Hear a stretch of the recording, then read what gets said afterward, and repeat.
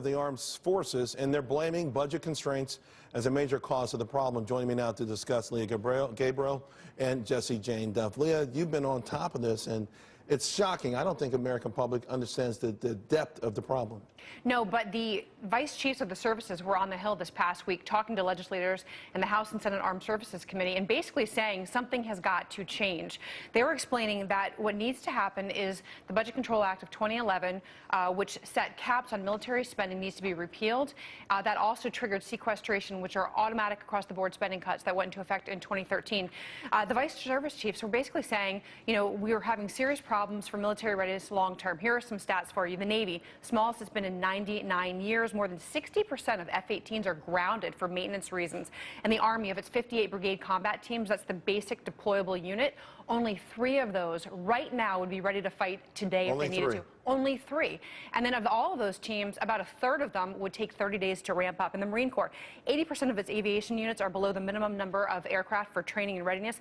And the Air Force says that they have a pilot shortage, a fighter pilot shortage. They're flying less hours than the hollow force of the 70s, as the Vice Chief of the Air Force explained it, Vice Chief of Staff. Now, critics would say the U.S. spends more on the military than any other country in the world. Last year, around $600 billion if you include the overseas contingency warfighting funds.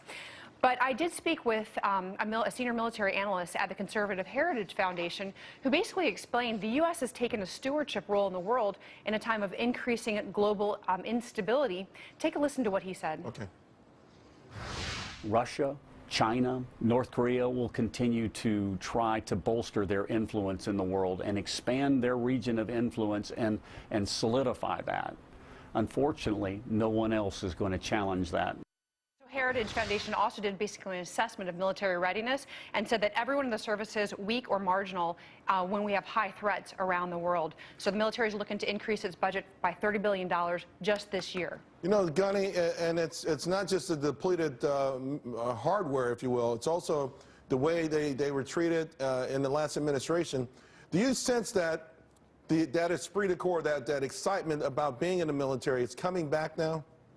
Well, right now, people are thrilled that the president made a commitment to increase our readiness.